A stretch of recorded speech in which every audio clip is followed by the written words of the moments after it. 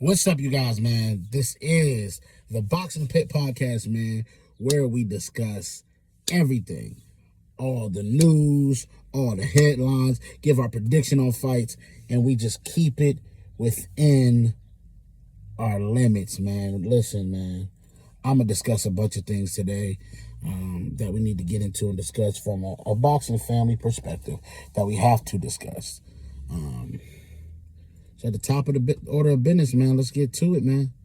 We have to talk about David Benavidez, the Mexican monster. My dog, David Benavidez, man, listen, one of the best fighters in the world, top 5 pound for pound. Dude's a dog, man. Dude is a dog. Definitely want to give a shout out to his team. In rare cases, I always think that a dad who coaches his son in boxing, I feel like they can only lead him to a certain level in most cases, right? But in David's case, his dad has led him to the promised land. He has given him all the tools because he had Jose Benavidez Jr., who was also a boxer. Their dad was a boxer. The whole family, boxing is just rooted in their DNA and in their genes, and he passed it down to David. David talked about his story, how he was picked on as a kid, how he was called fat ass, and all these type of different names that he was called, and then it created a monster within him that you see today. And you're watching all his hard work, everything that he's building come to fruition. And as you're watching it, Zora Ramirez didn't have a shot in that fight. When you're a man of destiny, and you're a man of principle, and you do things the right way, great things come to you because greatness is on the horizon and it's approaching you. So let's talk about David Benavidez's next mission. It seems like him and Dimitri Bivol is the target at 75. David said he would love to do a catch weight, but that's probably not going to happen. I would love to see that fight with Dimitri Bivol just to shut everybody up. To be honest with you, I want them to do that to shut everybody up because there's this consensus in people's mind that they look at David as strictly just a puncher,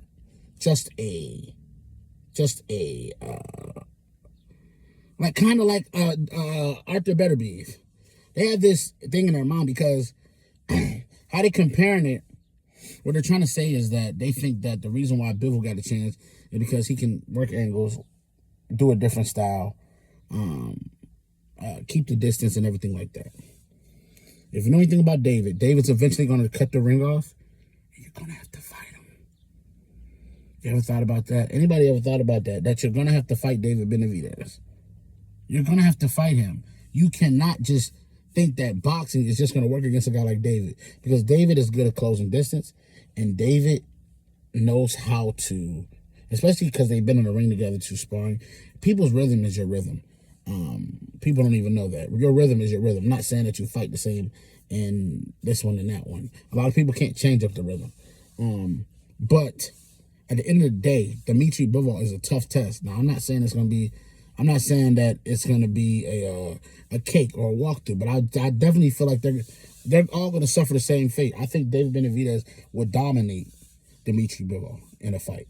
Just because I think Dimitri Bivol, to me, is not going to hit David with anything that's going to make him worry. What am I worried about? Your jab? I can work around the jab. Even your brick hand is cool. It's not flattening me. It's not hurting nobody. You understand what I'm saying? And to me, when you can't hurt David's going to come get you. And eventually, he's going to catch you. That's how he does.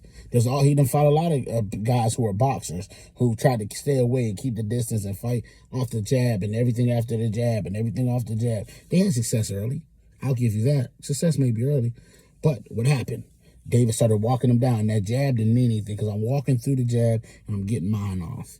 And so that's what you're seeing. I would see in that fight. Now, there's another opponent that I think that is an impossible fight to make at this point, which we'll get into the topic of why that's impossible to be made at this point. But Ja Opatea, I watched him fight. I seen his tapes. The only problem with Opatea, I think that he can get caught. and he could get caught. And David's hands, the way his hand speed was working at cruiserweight, I don't like that for Ja. I don't. I think Ja has a really good. He has really good movement. He's not your typical slow cruiserweight fighter. But the problem is, if David when David lands on him, it's going to hurt. It's going to change the fight. You understand what I'm saying? And David's not going to hit you with just one. He's not going to let up. He's going to hit you with 6, 7, 8. Bow, bow, bow, bow, bow, bow. Bow. You understand what I'm saying? He's going to put the combination together how he needs to put together. So that opponent there, to me, is an instant opponent. I don't think it's going to happen. I don't think that fight will be made. And it's some circumstances around it, which we'll discuss, because that topic will be discussed as well. Then, now this one that I've been hearing from Turkey, man, he wants to make David Benavidez versus Usyk in 2027. What do y'all think about that? David Benavidez versus Usyk at heavyweight for the heavyweight championships? That's a fight. That is a blockbuster fight. But I'm going to tell you this. If Usyk is going to lose to anybody, it would need to be a fighter who is a cruiserweight who can move up to heavyweight. They have to be able to match speed-wise, foot speed-wise. They have to be able to match that. Not just that, they would have to be able to match the quickness with the hands. So if you can match that, and then David, I mean, to me, if David can make cruiserweight, why the hell else can he not move up to make heavyweight? You know, you got people wondering, can he even make it? Yes. Deontay Wilder was 207 at heavyweight. He was knocking people, flooring them because with that hand. And David's hands, I mean, come on, man. David can make heavyweight. If need be, he can make heavyweight. David has a lot of things on his hand. And in the Usyk fight, breaking that down from a fight perspective, it's tough. Because Usyk the man, it ain't got nothing to do with the style. I keep trying to tell people, that is not a style fight. That is a man-on-man fight. Who is going to wither under the pressure of the other? That is not a style versus style fight. Forget the style, the man, the person, who they are. They're not quitters. They're not give-uppers. And so, in that fight, that's going to come down to. Who's the better man that night? Who's the dogger man that night? You know, all of those things come into play when it comes down to Usyk versus David Benavidez. But ultimately, who I think he is going to fight will be Dimitri Bivol. But I like the Usyk fight in 2027. I do. And it better be fight, you know, that's something for the sport. That's something for the sport. To me, if I'm him, I would maybe do that fight. But be careful with that. You know, just be careful with that. I'm with Roy Jones. While you hot right now, I probably would shift my focus to Usyk. I probably would. This probably would be my take on that for. But yeah, man, let's move on, man. Let's talk about Zuffa boxing. This is Dana White's promotion. Let's talk about it. I definitely think that Zuffa boxing may be bad for the sport of boxing, in the sense of the sport of boxing is already here, and you creating something outside of it. Now, are the fighters getting paid? Correct, they're getting paid, but it's the one-fight deals and all that great stuff like that. But the problem with them signing these guys is now they cannot compete for any of the belts. They're getting stripped of their belts on the other side. Now, you can't make the big fights because Dana White does not want to work with PBC. He does not want to work with Top Rank. He does not want to work with Turkey. Not when it comes to that. To me, Zuffa boxing is cool. They're all right. You know what I'm saying? They give you something. You know what I'm saying? But it's just not boxing, man. You know what I'm saying? It's a cash out. It's a payday. It's a way to duck too. I mean, because a lot of these fighters is going over there thinking, oh yeah, man, I'm finna go get paid, right? The problem is now you can't go make that other fight. Now Hitchison, instead of you fighting Shakur or maybe even Keyshawn or any of these guys, you can't fight nobody because you're over on Zuffa. See what I'm saying? It's a way to, I'm not saying he did it, but it's a way to duck people. It really is. It's a way to duck people. I think that Zuffa boxing, if it was an entity on its own, standing separate, it would have been huge. It'd have been big. It'd have been big. But the problem is, we already got boxing. We're stepping into a lane that's already created. That's like the other league in UFC. What's the other league called? It's gonna make me mad. But the other league in for mixed martial arts, they try to recreate UFC, but you can't. That's how long it's been. It's already well established. So Zuffa boxing coming into boxing is at a disadvantage because boxing's already established. It's not a new business. It's not a brand new business. It's harder for you to jump over that, over a well established old machine. You understand what I'm saying? And I don't know, man. I think that we'll see what happens. And we're gonna watch it. We're gonna watch that, right? So then, man, look. Now another Turkey Algier dropped another mega possible announcement. We talking Benavidez versus the monster in Inoue. Bam, bam, bam. And anyway, man, that fight is sounding electric. It sounds like it needs to be in the United States of America. But it probably gonna be in Tokyo. But that sounds like a fight that would sell out Vegas. But it's probably gonna be in Tokyo. The way that fight sounds to me, man, it's a high IQ fight. It's a high real estate fight. I think this is gonna be a lot about real estate.